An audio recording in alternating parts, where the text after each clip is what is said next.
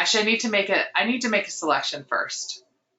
So I'm going to grab my lasso tool and I want to get rid of this rock. Now the rock has a reflection. So if we don't get rid of the reflection, it's going to look really weird, all right? So make sure that you pick the rock and the reflection. And this is one of those sloppy selections that doesn't have to be perfect. And then I'm going to come up to the edit menu and choose content aware fill. Now the weird part about this is our image is green and our overlay is green, which isn't really working for me. So we can change the color. It doesn't have to be green. I can just click on that color and make it whatever color I want. That looks better. Purple, pink, something like that. Perfect. Click OK. And so what happens is over here, let's make this area bigger. Whoops, I'm in the wrong one here. I want to be on this side. Oh, it's not going to let me do that, is it? That's all right. We'll do it over here. So over here, this is the area that we're trying to clean up and fix, right? And it's using everything inside of the purple. So we need to tell it what not to use. Like I don't want any of the pagoda to be in there. So I have a little, even has a minus in it, right? This brush has a minus sign in it. So I can just start painting and say, don't use this bit here. And we don't want any errant little fishies running around in there either. So I'm gonna say, don't use the fish.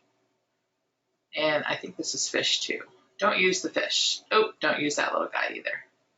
All right, cool. So every time I do that, it kind of runs a different algorithm.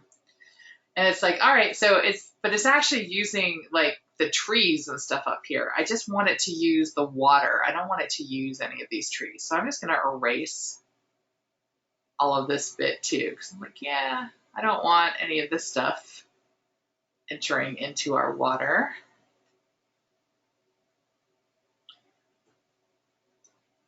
And we'll get rid of this and this. And then actually that looks pretty good. Okay, so there's one little piece, so it's using this little tiny piece over here. I'm gonna make my brush smaller. I can use my bracket keys.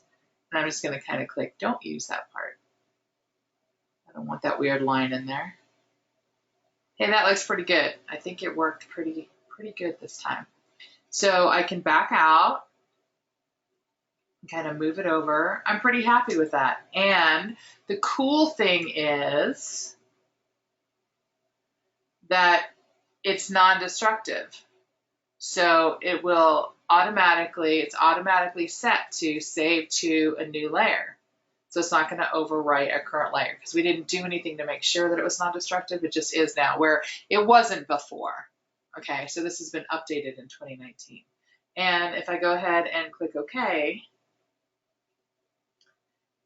it created that new blank layer for me, just like we were working with the other tools yesterday. So I could deselect, Command or Control D, and it doesn't look horrible.